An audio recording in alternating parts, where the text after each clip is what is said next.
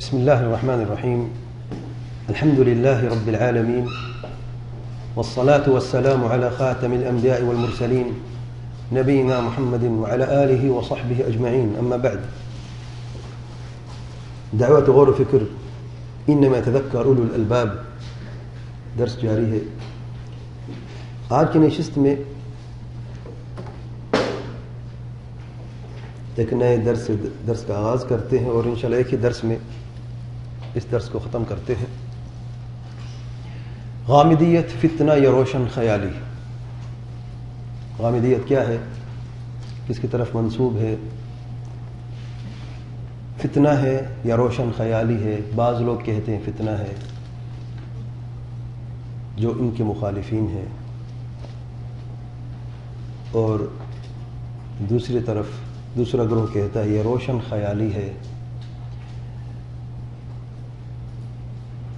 کیا صحیح ہے، کیا غلط ہے، اس موضوع کے تعلق سے بات کرتے ہیں. غامدیت یہ منسوب ہے جاوید احمد غامدی کی طرف، جیسا کہ میں ابھی بیان کروں گا. ان کے کیا نظریات ہیں، کیا عقیدہ ہے، کیا منہج ہے.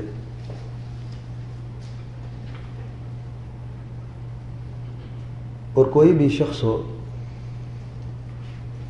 اس شخص کی باتیں، اس کی فکر، اس کی سوچ، نظریات اس وقت تک حزب یا گروہ نہیں بنتے جب تک کہ ان نظریات کو اپنایا نہ جائے اور پھر ان نظریات کے لیے دوستی اور دشمنی نہ قائم کی جائے.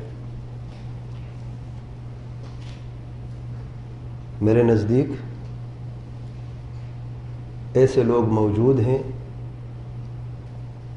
جو غامدی صاحب کے نظریات کو صرف اپناتے ہی نہیں بلکہ ان کے لیے، ان نظریات کے لیے دوستی اور دشمنی کا ترازو سمجھ بیٹھے ہیں. جو ان کے ساتھ ہیں ان نظریات میں وہ ان کے دوست ہیں، جو مخالفت کرتے ہیں وہ ان کے دشمن ہیں. اور خاص طور پر آج اس نشست میں میری گزارش ان لوگوں کے لیے ہے جو ان نظریات سے متاثر ہے.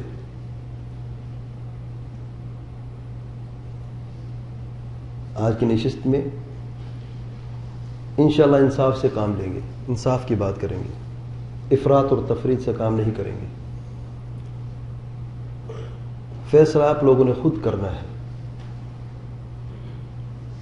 کیا یہ نظریات شر اور فتنہ ہے جس سے بچنا چاہیے، یا روشن خیالی ہے لیکن جدید انداز میں پیش کیا جا رہا ہے دین کی ان مسائل کو جو اس تمدن کے دور کے لیے ضروری ہیں اور قرآن اور سنت کے مطابق ہیں، صحابہ اور سلف صالحین کی سمجھ کے مطابق ہیں، لیکن انداز بیان نیا ہے، اس لیے یہ روشن خیالی ہے. پہلی بات درست ہے یا دوسری درست ہے؟ آئیے دیکھتے ہیں. سب سے پہلے میں نے انصاف کی بات کی ہے اور انشاءاللہ انصاف ہی کریں گے. اللہ تعالیٰ فرماتے ہیں یا ایھا الذین آمنوا کونوا قوامین للہ شہداء بالقسط ولا يجرمنكم شنآن قوم على ألا تعدلوا اعدلوا هو أقرب للتقوى واتقوا الله إن الله خبير بما تعملون. اے ایمان والو، اللہ تعالیٰ کے واسطے انصاف کی گواہی دینے کے لیے کھڑے ہو جاؤ اور کسی قوم کی دشمنی کا باعث انصاف کو ہرگز نہ چھوڑو. انصاف کرو، یہی بات تقویٰ کے زیادہ نزدیک ہے، اور اللہ تعالیٰ سے ڈرتے رہو. جو کچھ تم کرتے ہو بے شک اللہ تعالیٰ اس سے خوب باخبر ہے. سورۃ المائدہ آیت نمبر 8. دوسری آیت میں اللہ تعالیٰ فرماتے ہیں وَمَن يُشَاقِقِ الرَّسُولَ مِن بَعْدِ مَا تَبَيَّنَ لَهُ الْهُدَى وَيَتَّبِعْ غَيْرَ سَبِيلِ الْمُؤْمِنِينَ نُوَلِّهِ مَا تَوَلَّى وَنُصْلِهِ جَهَنَّمَ وَسَاءَتْ مَصِيرًا. اور جو کوئی رسول اللہ صلی اللہ علیہ وسلم کی مخالفت کرے، مشاقت شدید مخالفت کو کہتے ہیں، مخالفت کرے، بعد اس کے کہ اس پر سیدھی راہ کھل چکی ہو اور سب مومنین کے راستے کے خلاف چلے، تو ہم اسے اسی طرف چلائیں گے جدھر وہ خود پھر گیا ہے، اور اسے دوزخ میں ڈال دیں گے، اور وہ بہت بڑا اور وہ بہت برا ٹھکانہ ہے۔ سورۃ النساء نمبر 115۔ غامدیت میں مشاقت ہے، سبیل المؤمنین کے مطابق ہے یا مخالف ہے؟ اگر مطابق ہے تو الحمدللہ اپنانا چاہیے، اور اگر مخالف ہے اور مشاقت ہے رسول اللہ صلی اللہ علیہ وسلم کی اور سبیل المؤمنین کی، تب تو اللہ تعالیٰ سے ڈرنا چاہیے اور ان باطل نظریات سے توبہ کرنی چاہیے۔ آئیے دیکھتے ہیں، سب سے پہلے ان چیزوں پر ہم بات کریں گے۔ جاوید احمد غامدی کون ہے؟ غامدی اور عقیدہ، غامدی اور قرآن، غامدی اور حدیث، غامدی اور فقہ، غامدی اور منہج، غامدیت اور پرویزیت۔ تعارف، جاوید احمد غامدی کون ہے؟ ان کا اصلی نام تھا محمد شفیق، اور پھر آہستہ آہستہ جیسے علم میں ترقی ہوئی، نام میں بھی ترقی ہو کر محمد شفیق سے جاوید احمد ہو گیا، اور پھر غامدی ہو گیا بعد میں۔ بتاؤں گا میں غامدی کیسے ہوا۔ پیدائش 18 اپریل 1951 میں، دور جدید یا دور حاضر کے لوگوں میں سے ہیں، پاکستان سے تعلق ہے۔ ابتدائی تعلیم پاک پتن گورنمنٹ کالج لاہور سے BA کی، اور اس کے ساتھ انگریزی ادبیات میں آنرز کا صرف حصہ اول کیا، ابھی تک حصہ دوم یا مکمل نہیں کیا۔ ابھی تک دیکھیں آپ، قرآن سنت کی کوئی بات نہیں ہوئی۔ ابتدائی تعلیم ہے، اس کے بعد BA ہے، اس کے بعد انگلش میں ادبیات ہے، آنرز کا پہلا حصہ ہے۔ پھر عربی اور فارسی اور شریعت کی تعلیم کہاں سے لی؟ عربی اور فارسی کی تعلیم ایک گاؤں نانک پال میں مولوی نور احمد صاحب سے حاصل کی، اور قرآن و حدیث کے علوم امین احسن اصلاحی سے حاصل کی ہیں۔ مکتبہ فکر نظریات وہ کہتے ہیں، جیسے کہ ویکیپیڈیا میں ان کی ویب سائٹ میں موجود ہے، فراہی اور اصلاحی۔ فراہی حمید الدین فراہی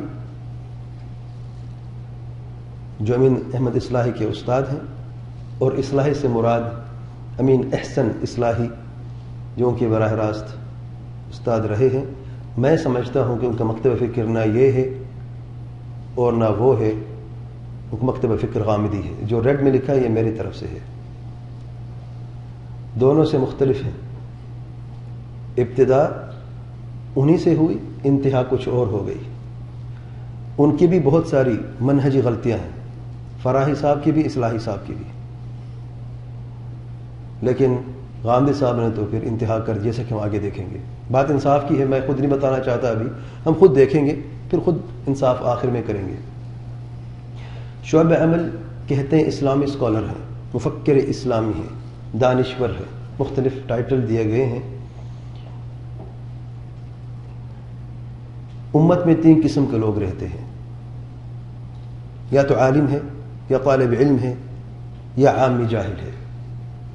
مفکرین اسلام یا اسلامی اسکالرز بعض بریکٹ میں علماء سمجھ بیٹھتے ہیں، کہتے ہیں عالم کو اسلامی اسکالر انگلش میں کہنے کے لیے عالم ہے۔ ہر اسلامی اسکالر عالم نہیں ہوتا، وہ اسکالر ہی رہتا ہے، اگرچہ انگلش میں ترجمہ شاید علم یا عالم کا اسکالر ہی ہوتا ہے، لیکن شریعت کے نزدیک ہر علم والا عالم نہیں ہوتا شریعت کے اعتبار سے۔ الغرض مؤثر شخصیات، ان کی زندگی میں یہ 2 شخصیات بڑی مؤثر تھیں، سید ابو اعلی مودودی اور امین احسن اصلاحی۔ 9 سال تک مودودی صاحب کے ساتھ رہے، ان کے ساتھ کام کیا، جماعت اسلامی کے ممبر رہے۔ 1977 میں 1977 میں ان کی جماعت کو چھوڑ دیا۔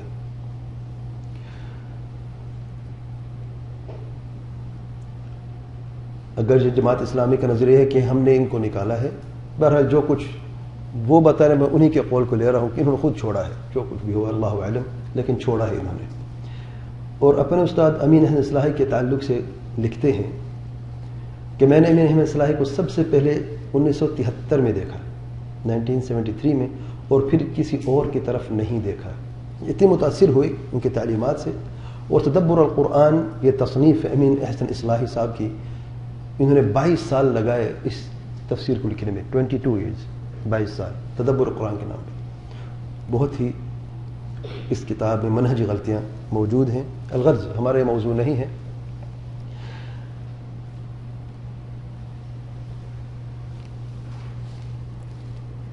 غامدی صاحب فرماتے ہیں کہ استاد امین احسن اصلاحی نے اس کے بارے میں بالکل صحیح لکھا ہے کہ یہ روایت بالکل بیہودہ روایت ہے.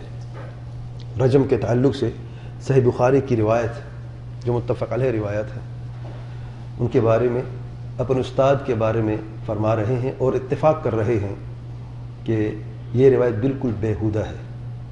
اب اندازہ لگا سکتے ہیں کہ کوئی شخص حدیث رسول صلی اللہ علیہ وسلم کے تعلق سے ایسے الفاظ کہے، کیسا انسان ہے یہ. آپ مصطلح الحدیث کی کتاب پڑھی، ابتدائی جو کتابیں ہیں وہ بعد ساتھیوں نے اسے زیادہ بھی پڑھی الحمدللہ. سنت الجماعت کے نزدیک، الحدیث کے نزدیک، سلف علماء کے نزدیک حدیث صحیح ہے تو صحیح ہے، نہیں تو ضعیف ہے یا منکر یا موضوع ہے. اتنا اس حد تک کہتے ہیں. موضوع روایت کو موضوع کہتے ہیں. یہ جھوٹ ہے آپ صلی اللہ علیہ وسلم پر. کبھی کوئی گالی، کوئی لعنت یا کوئی اس طریقے سے الفاظ آپ نے سنے؟ بیہودہ. یہ صرف روایت کی گستاخی نہیں ہے، یہ راوی کی بھی گستاخی ہے. اور آپ صلی اللہ علیہ وسلم جس کا یہ فرمان ہے، جن کا قصہ بیان کیا جا رہا ہے، ان کی شان میں بھی گستاخی ہے. اگر کوئی شخص اپنے زندہ ضمیر کی روشنی میں دیکھنا چاہے تب. جاوید صاحب کون ہیں؟ غامدی صاحب کا ایک اور تعارف بھی میں کراتا چلوں. روزنامہ نمائے وقت میں 2006 میں ایک تعلیمی کانفرنس کے دوران جہاں وزیر اعظم شوکت عزیز بھی تقریب میں موجود تھے، جاوید غامدی جو حال ہی میں اسلامی نظریاتی کونسل آف پاکستان کے رکن مقرر کیے گئے، یعنی اس وقت 2006 میں، انہوں نے تقریر کرتے کہا کہ قرآن اور اسلامیات کی تعلیمات بچوں کو دوسری جماعت کی بجائے 5ویں جماعت کے بعد شروع کی جانی چاہیے. پاکستان میں دوسری جماعت سے بچے اسلامیات پڑھتے ہیں، قرآن مجید کی تلاوت کا آغاز کرتے ہیں. تو غامدی صاحب کا یہ نظریہ ہے کہ دوسری جماعت سے نہیں ہونا چاہیے، 5ویں کلاس، 5ویں جماعت سے نہیں، 5ویں جماعت کے بعد، یعنی بچے جو عمر تقریباً 10-11 سال ہو جائے تب آپ اسے قرآن مجید اور اسلامیات کی تعلیمات اس کے دینا شروع کریں. اسی خبر میں آگے، لمبی خبر ہے، آگے یہ لکھا ہے کہ جس سے وزیر اعظم شوکت عزیز نے اختلاف کیا. وزیر اعظم صاحب کہتے تھے کہ دوسری جماعت ہی درست ہے جو شریعت کے علم سے دور ہے، جن کی زندگی کا اکثر حصہ کافر ملکوں میں گزرا ہے. لیکن سبحان اللہ فرق دیکھیں آپ، وہ شخص پھر بھی یہ کہتا ہے کہ نہیں، دوسری جماعت سے اسلامیات و قرآن کی تعلیم لازمی ہے، ہونی چاہیے. اور ایک مفکر اسلامی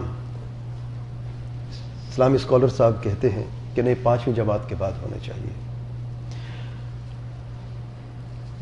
ان کی اہم تصانیف میں سے البیان جو قرآن مجید کا ترجمہ و تفسیر ہے لیکن مکمل نہیں ہوا، سورہ فاتحہ اور سورہ بقرہ کا ایک حصہ ہے، پھر سورۃ ملک سے سورۃ ناس تک دوسرا حصہ، صرف یہاں تک ہوا ہے، باقی ابھی نامکمل ہے. میزان دین کی تفہیم و تبیین کے تعلق سے لکھی گئی ہے، اور برہان تنقید مضامین کا مجموعہ ہے.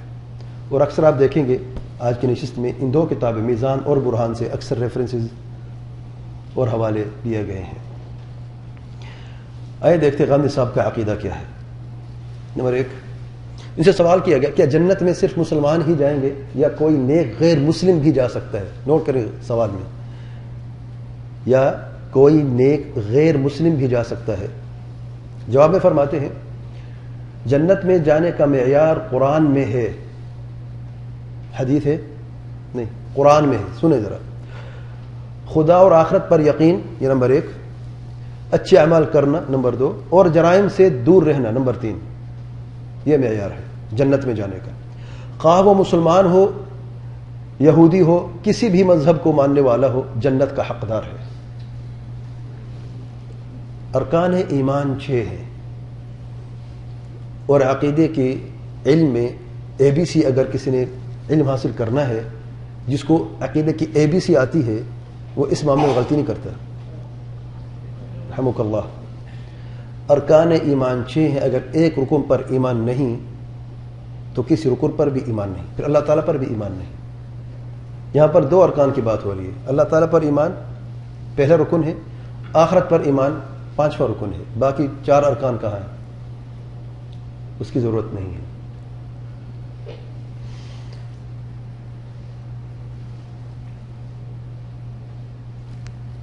اور ان کا یہ جو حوالہ تھا پچھلی بات کا، مصعبی ان کا ایک رسالہ ہے، مصعب ان کے ایک اسکول کا نام ہے لاہور میں، مصعبی رسالہ ان کی طرف، اس اسکول کی طرف نسبت ہے، اس میں انہوں نے یہ بات بیان کی تھی۔ عقیدے کا دوسرا پوائنٹ کہتے ہیں، جیسا کہ میزان حصہ نمبر 1 میں صفحہ نمبر 23 1985 کی طبع کہتے ہیں کہ نبی اپنی قوم کے مقابلے میں ناکام ہو سکتا ہے، لیکن رسولوں کے لیے غلبہ لازم ہے۔ نبی ناکام ہو سکتا ہے، اللہ تعالیٰ کے انبیاء علیہم الصلاۃ والسلام کیا ناکام ہوئے ہیں؟ ان میں سے کوئی ناکام ہوا ہے؟ اچھا، ناکامی کا لفظ عربی میں کیا ہے؟ فشل۔ اور ناکامی کا لفظ ہر زبان میں، چاہے عربی ہو، چاہے انگلش ہو، چاہے اردو ہو، چاہے فارسی ہو، مذمت کے معنی سے بیان کیا جاتا ہے، یہ مدح کے معنی سے بیان کیا جاتا ہے۔ اس میں مذمت ہے، یہ مدح ہے، ہر اعتبار سے۔ اگرچہ پھر انہوں نے اگلے طبع میں یہ لکھا ہے کہ دنیا کے معاملے میں، دنیا کے معاملے میں دیکھیں آپ، دنیا کے معاملات میں بھی نبی کبھی ناکام نہیں ہو، یاد رکھیں۔ اللہ تعالیٰ کے عنایت خاص انبیاء کو بھوکا اور پیاسا رہنا، زہد کی زندگی گزارنا، اسے ناکامی کہتے ہیں۔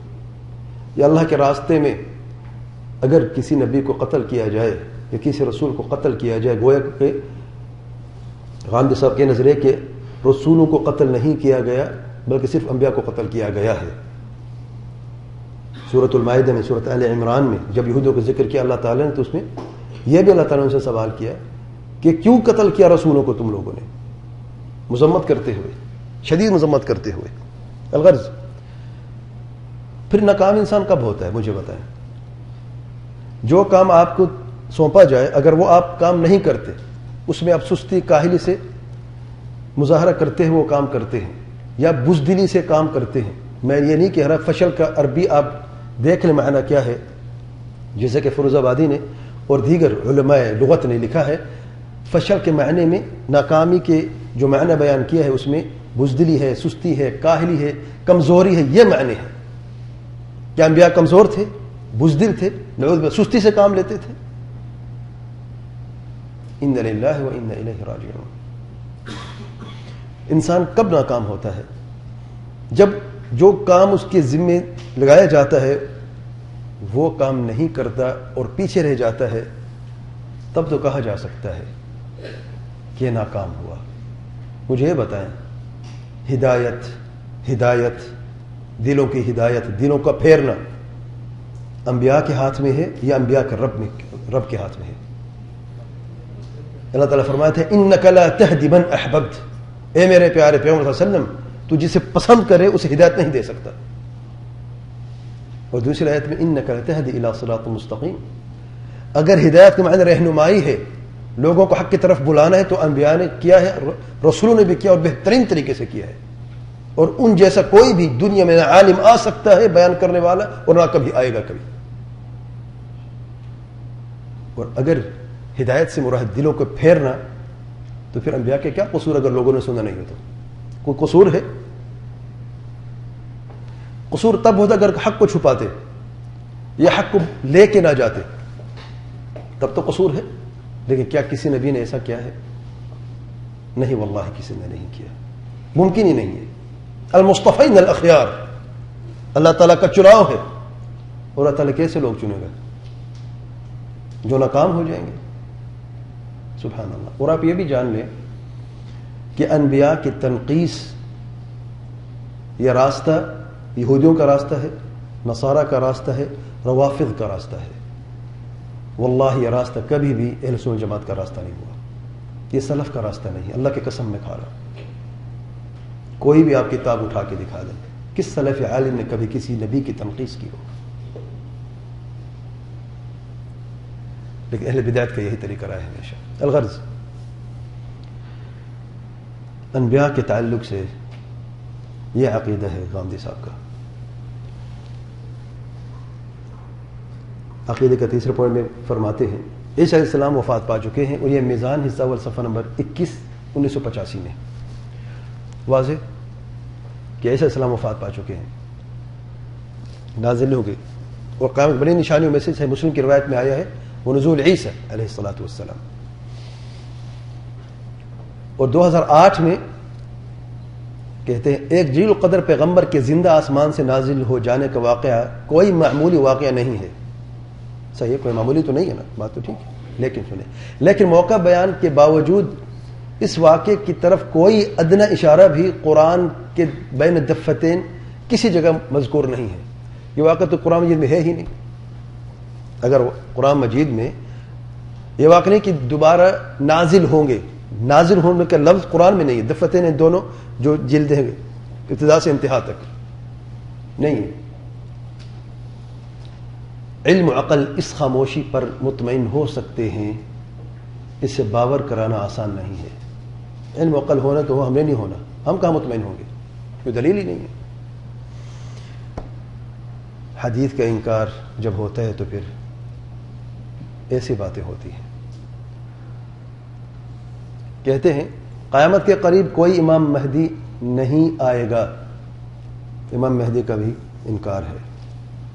ماہنامہ اشراق جنوری 1996 صفحہ نمبر 60. کہتے ہیں یاجوج و ماجوج اور دجال سے مراد مغربی اقوام ہیں. کوئی کہتے ہیں انٹرنیٹ ہے اور کوئی کہتے ہیں مغربی اقوام ہیں. گویا کہ تحریف اور تبدیل تو کرنا ہی ہے نا. اسے تجدید کہتے ہیں، اسے روشن خیالی کہتے ہیں. اگر آپ وہی کہیں جو سلف نے کہا تھا تو کہاں روشن خیالی ہے؟ وہ تو پرانی باتیں ہیں. نئی بات کرو گے نا تو تجدیدی کہلاؤ گے. یاجوج و ماجوج اور دجال سے مراد مغربی اقوام ہیں. اگر تھوڑا سا غور و فکر کر ان روایات پہ جن میں ان کا ذکر آیا ہے تو حقیقتاً ایک خاص وجود کی بات ہو رہی ہے. ان کی شکل، ان کی صورت ہے. یہاں تک کہ دجال کے طرف سے فرماتے ہیں کہ دائیں آنکھ کا کانا ہے، اس کی دائیں آنکھ نہیں ہے. مغربی اقوام کیا ہے؟ سارے کانے ہیں. سبحان اللہ. الغرض کہتے ہیں عقیدے کے تعلق سے دلیل الاستدلال عقیدے کے اصولوں میں سے ہے. یہ بات بھی کہتا ہے. چلو بعض لوگ کہتے ہیں ایمانیات کا تعلق صرف ارکان ایمان سے ہے. میں نے لکھا ہے لفظ عقیدہ ایمانیات پلس اور بھی چیزیں ہیں جنہیں عقیدے کے اصول کہا جاتا ہے. اور عقیدے کے اصولوں میں سے اصول یہ بھی ہے کہ اہل سنت جماعت کے عقائد کے اصول میں سے کہ یہ اصول ہے کہ مأخذ دین، مصادر دین کیا ہے، سورسز کیا ہیں، آپ دین کہاں سے لیتے ہیں. غامدی صاحب فرماتے ہیں دین کے مصادر و ماخذ ذرا غور کریں. قرآن کے علاوہ، یعنی قرآن تو ہے، قرآن کے دین فطرت کے حقائق، سنت ابراہیمی اور قدیم صحائف ہیں. قرآن مجید تو ہے. دین فطرت کے حقائق کیا چیزیں ہیں آگے بتاؤں گا. انہیں سنت بھی کہا گیا ہے ان کے نزدیک، جو فطری طور پر انسان لے لیتا اور مان لیتا ہے، فطری طور پر انسان کرتا ہے اعمال، حقائق ہیں. سنت ابراہیمی علیہ الصلوۃ والسلام اور قدیم صحائف ہے. کچھ چیز مسنگ ہے. حدیث ہے. بار بار دیکھیں حدیث کس طریقے سے انڈائریکٹ طریقے سے حدیث کا ذکر نہیں ہے. اچھا یہ میزان صفحہ نمبر 48 2002. تکفیر کے عقیدے کے تعلق سے کہتے ہیں کہ نبی کریم صلی اللہ علیہ وسلم کی رحلت کے بعد کسی شخص کو کافر قرار نہیں دیا جا سکتا. تکفیر کا دروازہ بند ہے. کوئی بھی کافر نہیں ہو سکتا, کیونکہ آپ سے پر وحی نازل ہوتی تھی, آپ سے پتہ چل جاتا ہے کہ کون کافر ہے کون کافر نہیں. جب وحی کا دروازہ بند ہو چکا ہے, اب کسی کے لیے جائز نہیں ہے کہ کوئی بھی مسلمان کسی بھی دوسرے مسلمان کو کافر کہے, کچھ بھی کرتا رہے. اور عجب بات یہ کہ خود کہتے قادیانی کافر ہیں, اور بہت تضاد دیکھیں گے آپ واللہ. جب تکفیر کے دروازہ بند ہو چکا ہے, آپ خود فرما رہے ہیں. ماہنامہ اشراق دسمبر 2000 صفحہ نمبر 54-55. جب قادیانیوں کے تعلق سے پوچھا گیا, کہتے ہیں کافر ہیں. قادیانیوں کی تکفیر کس نے کی؟ آپ صلی اللہ علیہ وسلم نے کی ہے یا علماء نے کی؟ عذاب قبر و شفاعت کا انکار. کہتے ہیں عہد رسالت میں رجم کے واقعات, غور سے سنیں, رجم کے واقعات, کعب بن اشرف کا قتل, عذاب قبر و شفاعت کی روایتیں, امرت ان اقاتل الناس اور من بدل دین فقتلوه جیسے احکام اسی لیے الجھنوں کا باعث بن گئے. اور یہ روایات جن میں ان کا ذکر ہے صحیح بخاری کی روایات میں ہے, الجھنوں کا باعث بن گئے کہ انہیں قرآن میں اصل سے متعلق کر کے سمجھنے کی کوشش نہیں کی گئی. کیوں الجھن کا باعث بنی یہ روایتیں ساری؟ امت الجھن کیوں پیدا ہو گئی؟ کیونکہ اصل میں قرآن پر ان کو تولا نہیں گیا. حدیث کو, حدیث جو قرآن کی, پھر حدیث کو قرآن پہ تولو. اگر قرآن اس کا کہیں پہ ذکر ملتا ہے تو ٹھیک ہے, نہیں ملتا تو حدیث کو چھوڑو, ورنہ پھر الجھنوں کے باعث بن جاتے ہیں. اگرچہ شفاعت کا ذکر قرآن میں ہے کہ نہیں ہے, قبر کا ذکر قرآن میں ہے کہ نہیں ہے, ہے کہ نہیں ہے, ثم اماتہ فاقبرہ قرآن میں ہے کہ نہیں ہے, قبر کے لفظ سے ہے کہ نہیں ہے. سورہ غافر میں فرعون کے تعلق سے اللہ تعالیٰ فرماتے ہیں النار یعرضون علیہا غدوا وعشیا, فرعون والے فرعون کو آگ پر پیش کیا جاتا ہے صبح شام, اور قیامت کے دن انہیں عذاب علی میں داخل کرو. وجہ کیا ہے؟ یہ کون سا عذاب ہے آج اور وہ کون سا عذاب ہوگا؟ یہ قبر کا عذاب ہے, وہ جہنم کا عذاب ہے آخرت میں. تو قرآن مجید میں تو ہے. اور شفاعت من ذا الذی یشفع عنده الا باذنہ, آیت الکرسی میں. تو پھر یہ کیا بات ہو رہی ہے؟ قرآن پر بھی تولا تب بھی انکار کیا. بات یعنی قرآن پہ تولو یا نہ تولو, یہ منہج ہے, جیسے آگے بتاؤں گا میں. صرف ایک ایسی نئی بات ہے جس کو روشن خیالی کہا جاتا ہے کہ دیکھیں کہ حدیث کو اگر تم لوگوں نے لینا ہے تو قرآن پہ تولو پھر لو. چلو تول دیا قرآن پہ, اس کو تو لے لو نا, اگرچہ یہ قاعدہ غلط ہے, نظریہ غلط ہے. حدیث قرآن مجید کی تاکید بھی کرتا ہے, تکمیل بھی کرتا ہے, وحی ہے اللہ تعالیٰ کی طرف سے.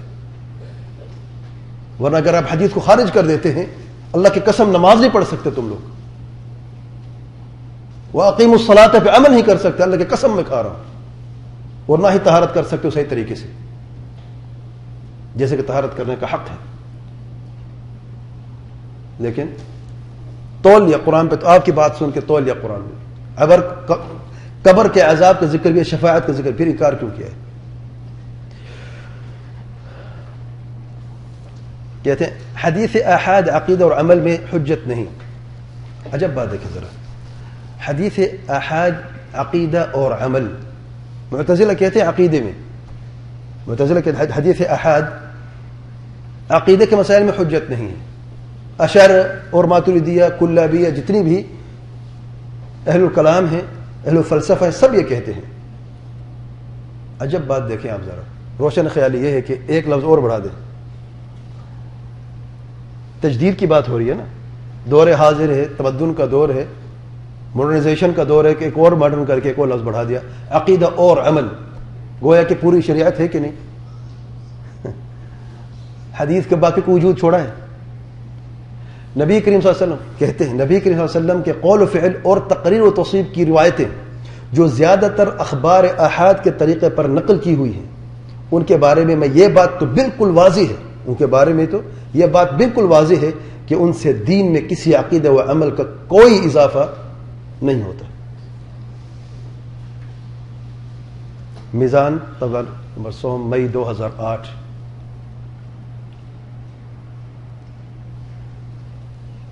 عقیدۃ الولاء والبراء. حیران کن بات ہے. پڑھوں, پڑھتے مجھے شرم آ رہی ہے, پڑھ لیتا ہوں. کہتے ہیں مسجد اقصی پر مسلمانوں کا نہیں، اس پر صرف یہودیوں کا حق ہے. انتہا ہے. اشراق جولائی اگست 2003 یہ حوالہ ہے. کیونکہ ان کی زمین تھی، مسلمان بعد میں آئے اور پھر ان کا حق ہے آپ زمین واپس لے لینا. پھر تو انڈیا کا بھی حق ہے پاکستان کو لے لینا. پھر ایک ہی ملک تھا نا، انڈیا تھا، پاکستان ایک ہی ملک تھا نا. پاکستان آزاد ہوا تو پھر جو جس کی زمین ہے وہ اس کا حقدار ہوا نا. اور پھر جو آپ سے نے پیشن گوئیاں دی ہیں اور جو سید عمر کے زمان فتح ہوئی ہے، ظلم کیا ان لوگوں نے، نعوذ باللہ. صحابہ نے ظلم کیا، سید عمر نے ظلم کیا فتح کر کے، یعنی ان کی زمین ان سے چھین لی ہے، نعوذ باللہ. روشن خیالی ہے بعض لوگوں کے نزدیک. آئے قرآن کے تعلق سے غاندھی صاحب کے چند نظریات. قل هو اللہ احد، اللہ تعالیٰ کا فرمان ہے. ترجمہ کون بتائے گا مجھے؟ سب سے کم عمر یہاں پہ کون ہے؟ بیٹا آپ مجھے بتائیں. قل هو اللہ احد، ادھر نہ دیکھیں، ادھر دیکھو کہ تو غلط جواب دو گے. قل هو اللہ احد کیا ترجمہ ہے؟ کہہ دو کہ اللہ ایک ہے. بارک اللہ فیک. اس جگہ پر جتنی ساتھی موجود ہیں، حاضر و سامعین، کوئی اختلاف کرتا ہے اس ترجمے سے؟ غاندھی صاحب فرماتے ہیں وہ اللہ سب سے الگ ہے. کہہ دو وہ اللہ سب سے الگ ہے. احد کا لفظ الگ ہے، واحد سے لیا گیا ہے. الگ کا معنی اس میں موجود ہوگا بعد میں، لیکن صحیح ترجمہ تو سیدھا ترجمہ تو ہونا چاہیے نا. پہلے کہتے ہیں یہ تشریح کی ہے، تو ترجمے کی جگہ کیوں تشریح لکھی ہے؟ تشریح کرتے تو پھر تھوڑا اور 4 لفظ بھی ہوتا نا. اس میں واحد کا ترجمہ تو ہونا چاہیے تھا نا، احد کا ترجمہ تو ہونا چاہیے تھا نا، ایک کا لفظ تو کہیں پہ ہونا چاہیے تھا نا. اللہ تعالیٰ ایک ہے، اس کا کوئی دوسرا نہیں. اللہ تعالیٰ ایک ہے، اس جیسا کوئی اور نہیں. فرق ہے دونوں میں، نمبر کے اعتبار سے بھی، ذات کے اعتبار سے بھی، اسماء و صفات کے اعتبار سے بھی، ربوبیت کے اعتبار سے بھی، الوہیت کے اعتبار سے بھی اللہ تعالیٰ جیسا کوئی بھی نہیں ہے. البیان صفحہ نمبر 261. تبت یدا ابی لہب وتب. میں یہ آیت لے کے آیا ہوں تاکہ بچے بھی جان لیں کہ اس کا ترجمہ کیا ہے، وہ غامدی صاحب کیا ترجمہ کرتے ہیں. ابو لہب کے بازو ٹوٹ گئے. ید بازو ہے یا ہاتھ ہے؟ ہاتھ ہے. اچھا بازو کیوں کہا؟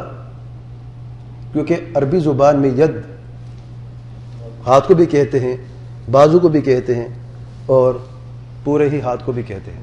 یعنی انگلیوں سے لے کے کندھے تک بھی ید کہتے ہیں عربی زبان میں. جب متعین نہیں ہے حدیث سے کسی اور چیز سے تو بازو کہہ دیں. چلو مشکل نہیں ہے. آگے کیا ہے؟ تشریح کیا کرتے ہیں؟ تفسیر میں فرماتے ہیں یعنی اس کے اعوان و انصار ہلاک ہوئے. یہ آیت نازل مکہ میں، اور آپ صلی اللہ علیہ وسلم کو غلبہ ملا کئی سالوں کے بعد. تو اعوان کب، انصار کب ہلاک ہوئے؟ اس زمانے میں ہلاک ہوئے یا اللہ نے چاہا بعد میں ہلاک ہوئے؟ لیکن خود ہلاک ہوا کہ نہیں؟ اس دن کی بعد سے خود ہلاک ہوا نا. توفیق نہیں ہوئی نا، ہدایت کی توفیق ہوئی نہیں ہوئی، یہ ہلاکت ہے اس کی. آیات بینات دیکھتے ہوئے بھی جھوٹا کلمہ بھی نہ پڑھ سکا. یعنی آپ صلی اللہ علیہ وسلم کو جھٹلانے کے لیے اس سورت کے نازل ہونے کے بعد جھوٹا کلمہ پڑھ لیتا تو آپ سے تکذیب ہو جاتی کہ نہیں؟ جو محمد تو کہتا ہے میں ہلاک ہوں، لو میں نے کلمہ پڑھ لیا. اس کی توفیق ہوئی؟ ہو بھی نہیں سکتی تھی اللہ کی قسم. کیوں؟ کیونکہ تبت یدا ابی لہب وتب ہلاک اس دن سے ہو چکا تھا. البیان 260. اچھا ترمیہم بحجارۃ من سجیل. سورت کون سی سورت ہے؟ الفیل. پتھر کس نے مارے تھے؟ ترجمہ نہ دیکھیں یار، میری طرف دیکھیں. طیر ابابیل، پرندوں نے. ترجمہ کیا لکھا ہوا ہے؟ تو پکی ہوئی مٹی کے پتھر انہیں مار رہا تھا. آپ وسلم مار رہے تھے. نئی چیز، ماڈرنائزیشن کا دور ہے، تجدید کرنی ہے. ترجمہ میں تجدید کر دو، روشن خیالی سے کہتے ہیں. اور ایک تفسیر میں یہ بھی لکھتے ہیں کہ اس سے مراد ترمیہم یعنی قریش مار رہے تھے، جو خود بھاگ گئے تھے قریش ہی مار رہے تھے. البیان 240. اچھا، کلا بل لا یخافون الآخرہ. یخافون کا کیا ترجمہ ہے؟ خوف سے ہے. خوف کسے کہتے ہیں عربی میں؟ خوف کا معنی توقع ہو سکتا ہے کسی زبان میں. خوف یعنی توقع ممکن ہے. غازی صاحب فرماتے ہیں کلا بل لا یخافون الآخرہ، بلکہ واقع یہ ہے کہ یہ قیامت کی توقع نہیں رکھتے. البیان 81. اچھا، قل هو الذي ذرأكم في الارض، سورۃ ملک آیت نمبر 24. البیان صفحہ 25 میں فرماتے ہیں ان سے کہہ دو وہی ہے جس نے تمہیں زمین میں بویا، یعنی اللہ تعالیٰ نے تمہیں زمین میں بویا. ذرأ کا معنی ہے پھیلایا. ذرأکم تمہیں زمین میں پھیلایا. کوئی بھی ترجمہ اٹھا کے دیکھ لیں آپ. غلط فہمی کہاں پہ ہوئی؟ یہ عربی کے ماہر ہیں اور منطق کے بھی ماہر ہیں، عقل کے کافی مضبوط ہیں، جو یہ ریاست اختیار کرتے. دیکھیں جب ٹھوکر آتی تو کیسے آتی ہے. ذرأ اور زرع ملتے جلتے ہیں نا. جو عجمی عربی ٹھیک نہیں پڑھ سکتے وہ زرع کو پڑھتے ہیں زرع. پڑھیں ذرا، زرع پڑھیں ذرا. نہیں عربی والا نہیں مجھے چاہیے، مجھے وہ چاہیے جو عربی نہیں آتی صحیح طریقے سے. ایک منٹ، ایک شخص کس کو عربی نہیں آتی صحیح طریقے سے؟ آج وہ کام ہے گا ہمارے یار. کوئی بھی، سب کو آتی ہے ماشاءاللہ. ابھی پوچھو گے سب خاموش ہو جائیں گے پھر. ہاں آپ بتائیں. ذرا، لیکن ذرا، اب ذرا جو ہے ذرا اور ذرا. اچھا ذرا پڑھیں، ذرا ذرا ذرا، یہ بھی ذرا ہے وہ بھی ذرا ہے. دیکھیں دونوں ایک تلفظ ایک جیسا ہے کہ نہیں؟ عجب بات ہے. لفظ ذرا تھا اسے ذرا سمجھ کے یہ ترجمہ لکھ دیا ہے.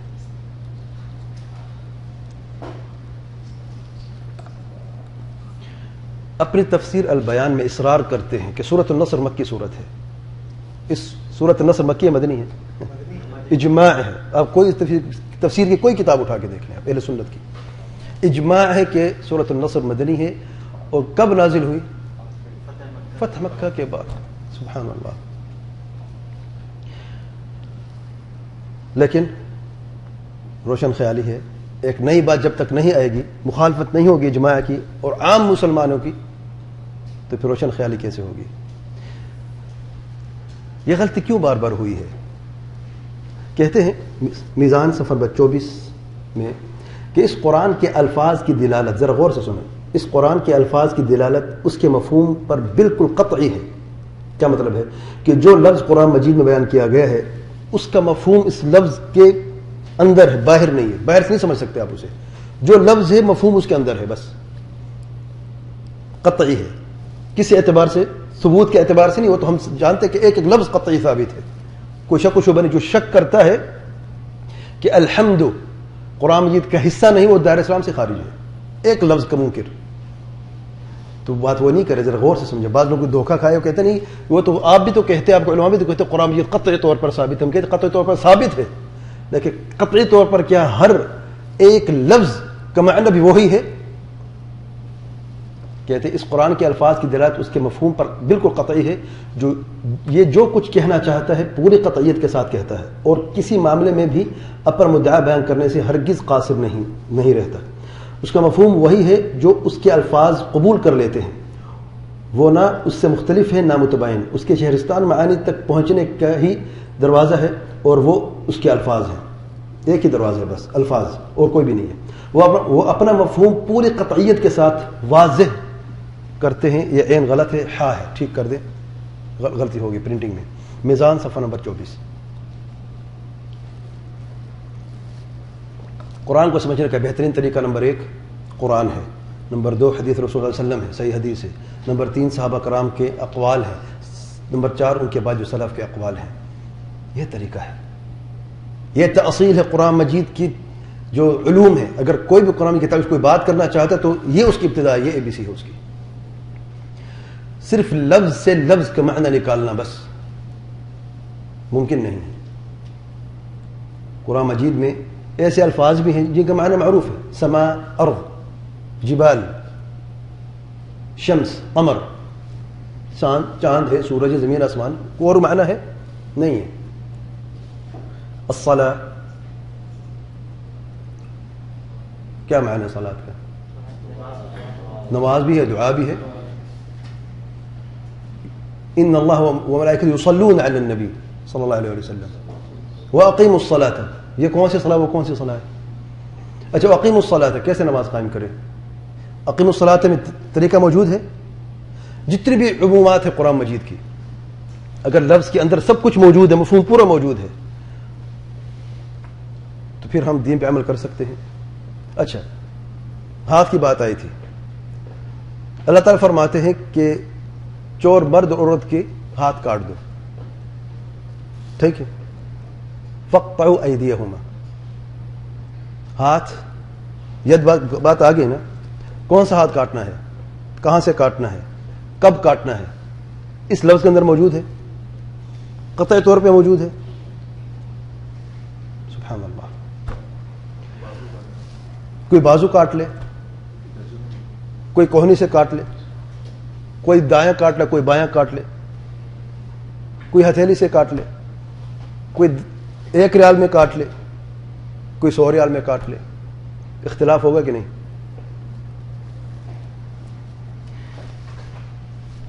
جب حدیث کو چھوڑا جاتا ہے تو پھر یہی معاملہ ہوتا ہے. کیا واقعی حدیث کو چھوڑا گیا ہے، حدیث کا انکار ہوا ہے؟ آئیے دیکھتے ہیں. غامدی اور حدیث کہتے ہیں نبی کریم صلی اللہ علیہ وسلم کے قول و فعل اور تقریر و تصویب کی روایتیں جو زیادہ تر خبر احاد کے طریقے پر نقل ہوئی ہیں، ان کے بارے میں یہ بات تو بالکل واضح ہے کہ ان سے دین میں کسی عقیدہ و عمل کا کوئی اضافہ نہیں ہوتا. گزر چکا ہے. یہاں پر حدیث کا انکار ہے. تو کسی نے کہا کہاں یار حدیث کا انکار ہے، یہ تو آپ کہہ رہے ہیں. ٹھیک ہے جی، آئیے دیکھتے ہیں. اس سے پہلے جو تھا میزان تباسم صفحہ نمبر 2008 میں. اب دیکھیں 2002 میں میزان صفحہ 24 میں کہتے ہیں حدیث سے کوئی اسلامی عقیدہ عمل ثابت نہیں ہوتا. سنت قرآن سے مقدم ہے. قرآن سے کچھ مقدم ہو سکتی ہے؟ قرآن تو سب سے یعنی پہلی بنیاد ہے اور سب سے مضبوط ترین بنیاد ہے. لیکن ایک چیز اور ہے، قرآن سے مقدم ہے. سنت قرآن سے مقدم ہے. میزان صفحہ نمبر 5252 2002. بعض لوگوں نے کہا کہ ان سے مراد یہ ہے کہ کیونکہ انہوں نے کہا سنت ابراہیم جیسے گزر چکا ہے اور سنت ابراہیم قرآن سے پہلے ہے تو یہ مراد ہے. بھائی ٹھیک ہے، اگر یہ مراد ہے تو کم سے کم یہ تو سمجھنا چاہیے جب قرآن مجھے قطعی طور پر ہمارے پاس موجود ہے، سنت ابراہیم قطعی طور پر موجود ہے ہمارے پاس، تو پھر مقدم کیسے ہے؟ آپ ہی کی بات مان لیتے ہیں. زمانہ کے اعتبار سے آپ کہنا چاہتے ہیں ٹھیک ہے، آپ ہی کی بات مان لیتے ہیں. قرآن مجید تو قطعی طور پر ثابت ہے. پہلے صحیفے اور سنت کیا ہے ابھی پتہ چلتے تھے، حیران کن باتیں. چلیں دیکھیں پہلے دیکھیں سنت کیا ہے ان کے نزدیک. کہتے ہیں سنت صرف افعال کا نام ہے، اس کی ابتدا حضرت محمد صلی اللہ علیہ وسلم سے نہیں بلکہ حضرت ابراہیم علیہ السلام سے ہوتی ہے. صرف افعال کا نام ہے. میزان صفحہ نمبر 10 2002 کہتے ہیں سنت صرف 27 اعمال کا نام ہے. یہ میزان صفحہ 10 2002 میں کہتے ہیں. اور اس سے پہلے 1998 میں 1998 میں کہتے ہیں کہ سنت صرف 40 ہے. 2002 میں کہتے ہیں سنت 27 ہو گئی ہے. مرضی ہے نا، جب کوئی چیز آپ کو ریگولیٹ نہیں کرتی، حدیث تو ہے ہی نہیں، تو پھر آپ سنت 40 کر دیں، اس کو 50 کر دیں، اس کو 27 کر دیں، اس کو کم کر دیں، 13 کر دیں، کون پوچھنے والا ہے؟ وہ یاد رکھیں سنت کی اہمیت کیا ہے. سنت حدیث نہیں ہے، سمجھیں ذرا. حدیث تو قابل قبول ہے ہی نہیں، خبر احاد جو ہے قابل قبول ہے ہی نہیں، نہ عقیدے میں نہ عمل میں، وہ تو گئی. سنت کیا ہے؟ جو قرآن سے بھی مقدم ہے. 27 اعمال کا نام ہے. کون سے اعمال ہیں؟ ذرا غور تو کریں، دیکھتے ہیں کون سے اعمال ہیں. یہ 27 جلدی سے. اللہ تعالیٰ کا نام لے کر اور دائیں ہاتھ سے کھانا، ملاقات کے موقع پر السلام علیکم اور اس کا جواب دینا، چھینک آنے پر الحمدللہ اور اس کے جواب میں یرحمک اللہ کہنا، نو مولود کے دائیں کان میں اذان اور بائیں میں اقامت. اسی پہ رک جائیں ذرا، یہ قرآن سے بھی مقدم ہے اور یہ حدیث سے بھی زیادہ صحیح ہے. جس روایت میں روایت ضعیف ہے. اچھا، حیران کن بات اور، مونچھیں پست کرنا، زیر ناف کے بال بننا، بغل کے بال صاف کرنا، لڑکوں کا ختنہ کرنا، بڑھے ہوئے ناخن کاٹنا. رکیں ذرا، کوئی چیز کی کمی ہے کسی چیز کی؟ سنن الفطرہ میں ایک چیز کم ہے، داڑھی. ارے داڑھی نہیں ہے اس میں. عجب بات، دیکھیں داڑھی کا ذکر ہی نہیں ہے. نہ 40 میں داڑھی تھی اور نہ ہی 27 میں داڑھی ہے، کیونکہ خود اپنی داڑھی نہیں ہے. ناک، منہ اور دانتوں کی صفائی، استنجا کرنا، حیض و نفاس میں زن و شوہر کے تعلق سے اجتناب، حیض و نفاس کے بعد غسل جنابت، میت کا غسل کرنا، تجہیز و تدفین، عید الفطر، عید الاضحیٰ، اللہ تعالیٰ کا نام لے کر جانوروں کا تزکیہ. یہ ذال ہے، زا نہیں، پرنٹنگ مسٹیک ہے، تزکیہ ہے، تزکیہ نہیں ہے. اچھا، کیا فرق ہے دونوں میں؟ تزکیہ ذبح کرنے کو کہتے ہیں، تزکیہ پاکیزگی سے ہے، زکوٰۃ سے ہے. نکاح اور طلاق اور ان کے متعلقات نہیں بھائی، فینیت ہے، پھر پرنٹنگ غلطی ہوئی، متعلقات ہیں. زکوٰۃ اور اس کے متعلقات، نماز اور اس کے متعلقات، روزہ اور صدقہ فطر،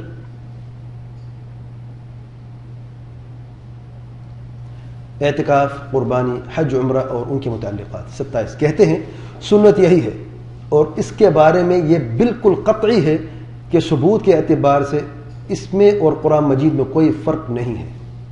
اور جیسے قرآن ثابت ہے قطعی طور پر، یہ 27 چیز بھی ثابت قطعی طور پر ثابت ہے. میں نے ایک بات اذان کی بھی دی اور داڑھی کی. داڑھی مسنگ ہے جو ہونی چاہیے تھی، اور مولود کے، نو مولود کے کان میں اذان اور اقامت.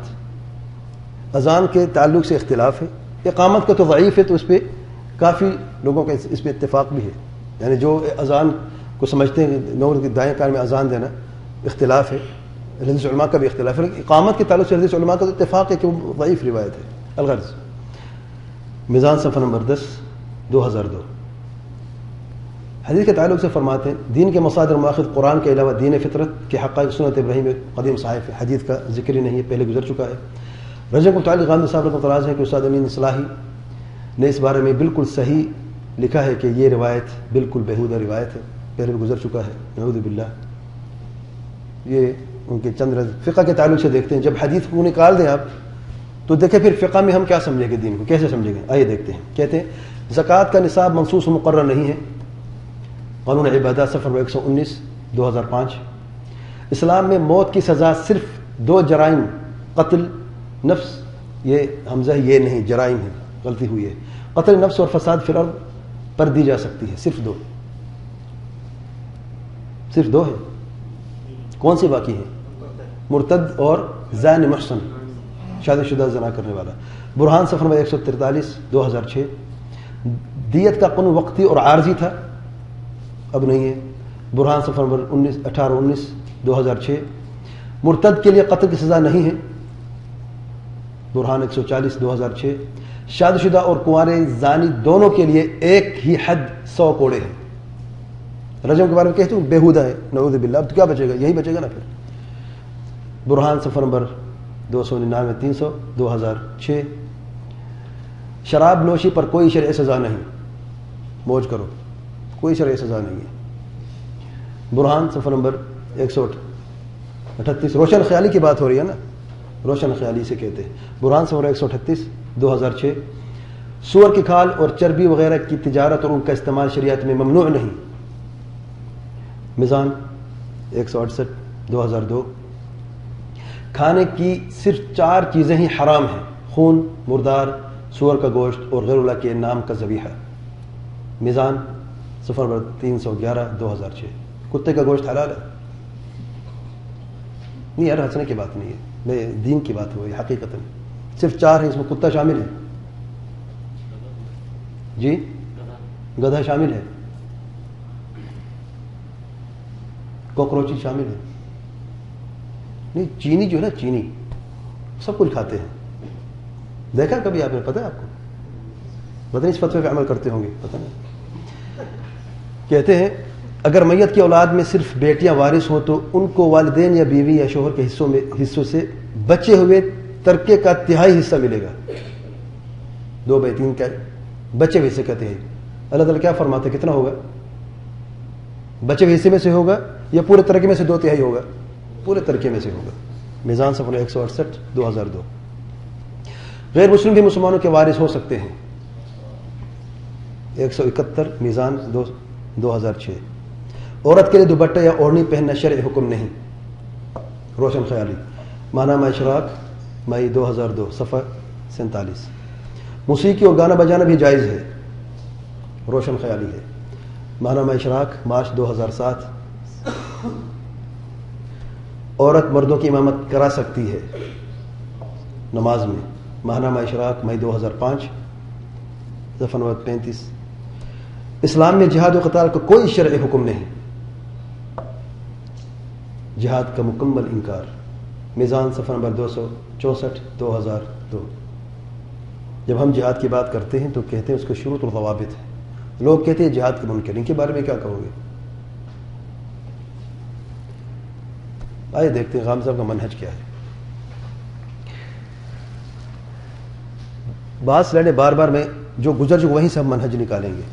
دین کے مصادر و ماخذ صرف قرآن کے علاوہ دین فطرت کے حقائق سنت ابراہیم اور قدیم صحائف ہیں. حدیث کا انکار یہ منہج ہے. قرآن مجید کے صرف الفاظوں سے قرآن کو سمجھا جائے گا. الفاظ قطعی ہیں، باہر سے سمجھنے کی کوئی ضرورت نہیں ہے. عربی زبان میں قرآن اترا ہے اور عربی معنی کے اعتبار سے ہی تم لوگوں نے سمجھنا ہے. میں نے آپ کو مثالیں دی ہیں کہ عربی زبان سے کیسے ہٹ کر انہوں نے خود غلط ترجمہ کیا ہے.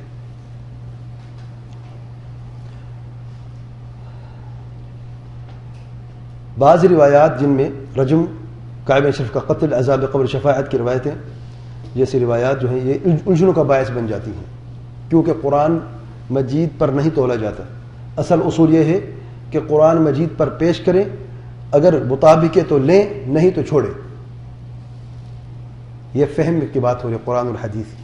حدیث تو ہے نہیں، قرآن کی فہم کی بات ہو رہی ہے. یہ منہج قرآن کو سمجھنے کا. حدیث سے کوئی اسلامی عقیدہ عمل ثابت نہیں ہوتا. حدیث کا مکمل انکار. دین میں معروف و منکر کا تعین فطرت انسانی کرتی ہے. فطرت کی جگہ اصل لفظ تھا عقل، لیکن بڑے ہنرمندی سے انہوں نے عقل کی جگہ فطرت لکھ دی کیونکہ عقل کی مذمت سب نے کی ہے. اور معتزلہ کے نزدیک معروف و منکر یعنی اچھائی اور برائی، التحسین والتقبیح اس عربی میں کہتے ہیں. معتزلہ کے نزدیک صرف عقل ہی مقرر کر سکتی ہے، تعین کر سکتی ہے کہ اچھا کیا ہے برا کیا ہے. شریعت نہیں کر سکتی. کیا اچھا کیا برا ہے شریعت کی طرف نہ جائیں، عقل کو دیکھیں بس. غامدی صاحب نے عقل کی جگہ فطرت لکھ دی ہے تاکہ لوگ جو ہیں وہ یہ نہ کہیں کہ یہ صاحب بھی معتزلی سوچ رکھتے ہیں.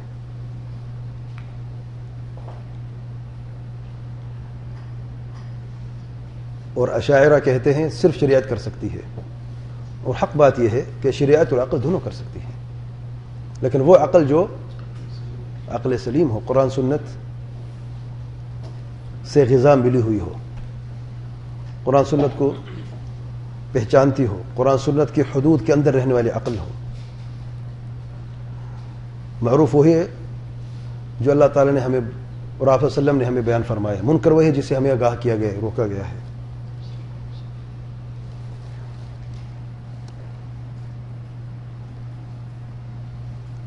اور پھر یہ بھی ہم نے دیکھا ہے کہ 5ویں جماعت سے اسلام کی تعلیم، قرآن اور اسلامیات کی تعلیم کہ وہ یہ نظریہ رکھتے ہیں کہ 10 سے 11 سال کی عمر سے قرآن اور اسلامیات کی تعلیم کا آغاز ہونا چاہیے. جب بچہ باقی سارے علوم سمجھ لے گا اور اس کی مضبوطی حاصل کر لے گا، پھر شریعت کے علوم حاصل کرنے کے لیے وہ قابل ہوگا. سبحان اللہ. سیدنا انس بن مالک عنہ فرماتے ہیں، سیدنا انس بن مالک معروف صحابی، میں 2 سال کا تھا جب میری ماں نے مجھے کلمہ توحید پڑھانا شروع کیا، لا الہ الا اللہ. بچوں کو کیا پتا، ماں ہی بتاتی تھی کہ تم 2 سال سے کلمہ پڑھ رہے ہو، اور اسے کیا پتا کہ 2 سال کا میں کہتا تھا۔ امام مالک بن انس معروف عالم دین سلف صالحین میں سے، ان کی ماں 5 سال کی عمر میں ان کے استاد ربیعہ کی مجلس میں بھیجا کرتی تھی چھوٹی سی پگڑی سر پہ پہنا کر۔ تو کسی نے کہا آپ کیوں بھیجتے بچے بیچارے کو پریشان کرتے؟ کہتی اس لیے بھیج رہی ہوں میں تاکہ علم سے پہلے ادب سیکھ لیں۔ آج ہمارے بچے ادب کیسے سیکھ رہے ہیں، کس سے سیکھ رہے ہیں، ادب ہوتا کیا ہے؟ علم کی بات تو ہم نہیں کر رہے، ادب کی ہم بات کر رہے ہیں۔ آپ تو علم سے ان کو دور کر رہے ہیں۔ 11 سال کا بچہ اب جب پڑھے گا قال اللہ قال رسول اللہ صلی اللہ علیہ وسلم، اس سے پہلے وہ انگلش میڈیم پتہ نہیں، فرینچ میڈیم پتہ نہیں کیا کچھ پڑھ چکا ہوگا، کیا بچے گا اس کے پاس؟ اور پھر انسان کی ذہن جو ہے، دماغ جو ہے، جیسے کہ میڈیکل سائنس بھی کہتی ہے اور تربیت کے ماہرین علماء بھی کہتے ہیں کہ 80 سے 85% جو علم بچہ پہلے 5 سال میں حاصل کرتا ہے وہی اس کی بنیاد ہوتی ہے۔ بعض جو باقی زندگی پڑھی ہے وہ باقی چیزیں جو ہیں وہ بعد میں حاصل کرتا رہتا ہے، پھر مضبوطی آتی رہتی ہے دوسری چیزوں میں۔ بات 5 سال کی نہیں ہو رہی، 5ویں جماعت کی ہو رہی ہے۔ صاحب کہتے ہیں 5ویں جماعت کے بعد آپ شروع کریں۔ کیوں؟ دہشت گرد عام ہوئی ہے، لوگوں کو غلط دین پڑھایا گیا ہے، تو آپ اچھا پڑھائیں یار۔ اگر لوگوں نے غلط پڑھایا ہے، بچپن میں گمراہ کیا ہے، تو آپ بچپن سے صحیح پڑھائیں نا۔ کیوں گمراہ ہوں گے؟ اگر تأصیل علم بچوں کو دیا جائے، قرآن سنت سلف کی منہج کے مطابق، دیکھ تو کیسے گمراہ ہوتے ہیں اور کون کو برین واش کرتا ہے۔ لیکن شروع سے جب منہج کھوکھلا ہے، جب بچوں کو صحیح سمت میں نہیں لے کے جاتے، تو اس کا مطلب پھر صحیح نہ پڑھو، سب چھوڑ دو، قرآن مجید بھی نہ ان کو پڑھنے دو۔ قرآن مجید کی تلاوت، بعض ایسے بچے جن کی عمر 15 سال ہے، 20 سال ہے، ابھی تک قرآن ٹھیک نہیں پڑھتے۔ جیسے تلفظ کی بات نہیں کر رہا ہوں، ٹھیک سے پڑھنا نہیں آتا ان کو، عربی میں ہے، انگلش سوال نہیں پیدا کہ غلطی ہو، اور امریکن ایکسنٹ میں پڑھ کے دکھائیں گے آپ کو۔ قرآن مجید کا صرف تلفظ کا مسئلہ نہیں ہے، پڑھنے کا بھی مسئلہ ہے۔ عربی کبھی پڑھی ہو تو پڑھی ہو نا، زندگی ساری انگلش میڈیم پڑھتے رہے یا اردو پڑھتے، عربی پڑھیں گے تو پڑھیں گے نا۔ سبحان اللہ۔ اور پھر یہ منہج ہے کہ حدیث کا رد اگر کرنا ہے تو کوئی بھی زبان استعمال کی جا سکتی ہے۔ آخر میں ہم یہ سب جانتے ہیں کہ پرویزیت ایک فتنہ ہے۔ فتنہ انکار حدیث کا دوسرا نام ہے پرویزیت۔ غلام احمد پرویز کی طرف یہ منسوب ہے جس نے مکمل انکار کیا احادیث کا۔ آئے دیکھتے ہیں غامدی اور پرویزیت میں، کیونکہ بات فتنے کی ہو رہی ہے، روشن خیالی کی ہو رہی ہے، تو آئے دیکھتے ہیں آخر میں دونوں کمپیئر کر کے دیکھتے ہیں۔ غام صاحب اور پرویز صاحب میں گہری مماثلت پائی جاتی ہے ان امور میں چند کا ذکر کرتا ہوں۔ دونوں ہی کھانے پینے کی صرف 4 چیزوں کو شرعی طور پر حرام مانتے ہیں، دونوں ہی قرآن مجید کی معنوی تحریف کرتے ہیں، دونوں ہی حدیث کو دین کا حصہ نہیں سمجھتے، دونوں ہی حدیث کی حجت کو تسلیم نہیں کرتے، دونوں کا دعویٰ ہے کہ حدیث کی حفاظت اور اشاعت کا کوئی اہتمام نہیں کیا گیا، دونوں ہی اجماع امت کو حجت نہیں مانتے، دونوں ہی قرآن مجید کی حدود اور سزاؤں کو آخری اور انتہائی سزائیں کہتے ہیں، دونوں ہی مرتد کی سزائے قتل کے منکر ہیں، دونوں ہی شادی شدہ زانی کے لیے رجم کی حد کو نہیں مانتے، دونوں ہی زکوٰۃ کی شرح اور نصاب کے وہ حد میں تصور نہیں کرتے، دونوں ہی خود کفر کی ضد سے بچنے کے لیے کسی کی تکفیر کے قائل نہیں، دونوں ہی عورت کے شرعی پردے کے منکر ہیں، دونوں ہی جہاد کے منکر ہیں، اور دونوں ہی دینی اصطلاحات کے معنی بدلتے ہیں۔ اور پرویز صاحب کے تعلق سے بڑی عجیب بات آئی ہے کہ ایسے بعض واضح اصطلاحات جو نص سمجھے جاتے ہیں، جو اسم ہوتا ہے نا کسی چیز کو نص سمجھے جاتے ہیں، یعنی اس میں کوئی اور معنی نہیں ہوتا، جیسے کہ طائر پرندہ۔ ایک مرتبہ کہتے ہیں، پرویز صاحب کی بات میں کر رہا ہوں، انہوں نے کہا کہ اصطلاحات میں غام صاحب کو بتایا کہ کیسے اصطلاحات انہوں نے چینج کیے۔ پرویز صاحب کہتے ہیں کہ طائر کا معنی کبوتر ہے، یا انسان کا نام ہے، یا قبیلے کا نام ہے قرآن مجید میں۔ اچھا، پھر ہدہد یہ انسان کا نام ہے۔ اچھا، نمل، واد النمل کی بات آئی ہے، کہتے یہ قوم تھی اس کا نام نمل تھا۔ واضح اصطلاحات بھی کوئی اتنا جرت کرتا ہے، واضح الفاظ ہیں، یعنی اب کسی سے پوچھیں نمل ہوتا کیا ہے، اور واد النمل اور قرآن مجید کے سیاق و سباق دیکھیں آپ۔ انا للہ و انا الیہ راجعون۔ آخر میں غامدیت فتنہ ہے یا روشن خیالی ہے؟ فیصلہ آپ لوگوں نے کرنا ہے. دلائل میں نے ان کے اقوال پیش کیے ہیں، چند وضاحتیں میں نے کی ہیں قرآن سنت کی روشنی میں، جن کا ضمیر زندہ ہے، اور اکثر لوگ ایسے ہی ہیں،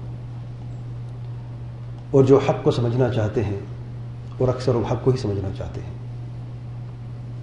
میری ان سے گزارش ہے کہ ان مسائل کو دیکھیں، سمجھیں، غور کریں، اور اگر آپ کو یہ مسائل غلط لگتے ہیں تو کل کا انتظار نہ کریں، فوراً توبہ کر لیں، حق کی طرف رجوع کریں. اور اگر ابھی بھی کوئی ابہام یا اشکال باقی ہے تو اللہ کے لیے مزید دیر نہ کریں. موت کا پتہ نہیں ہے، موت کا فرشتہ آتا ہے اور روح لے کے ہی جاتا ہے، پھر موقع نہیں ملتا توبہ کا، اور نہ ہی موقع ملتا ہے غور و فکر کرنے کا. آج موقع ہے، سمجھیں. کوئی چیز مزید سمجھنی ہے، آپ کا حق ہے سمجھنا، علماء سے رجوع کریں، ان سے پوچھیں. لیکن آنکھیں بند کر کے صرف اپنے خیال میں روشنی جلا کر اس روشن خیالی تصور کر کے ہر تاریکی میں قدم بڑھاتے ہوئے چلنا،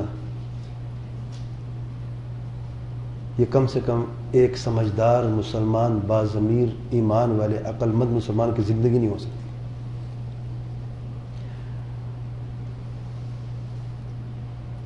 تھوڑا غور و فکر کریں، حق کو سمجھیں، اور جو اللہ تعالیٰ کے ایک بلشت قریب ہوتا ہے، اللہ تعالیٰ ایک گز اس کے قریب ہوتا ہے. آپ قریب ہو کر تو دیکھیں. گزرا ہوا وقت گزر چکا ہے، مر چکا ہے. آپ کی زندگی، میری زندگی وقت یہ ہے جو اس وقت ہم جی رہے ہیں. کل کسی نے دیکھا نہیں، گزرا ہوا کل کبھی واپس لوٹ کر نہیں آئے گا. اس وقت ہم کیا کر رہے ہیں، ہم نے کیا کرنا ہے، یہ ہماری زندگی ہے، یہ ہمارا وقت ہے.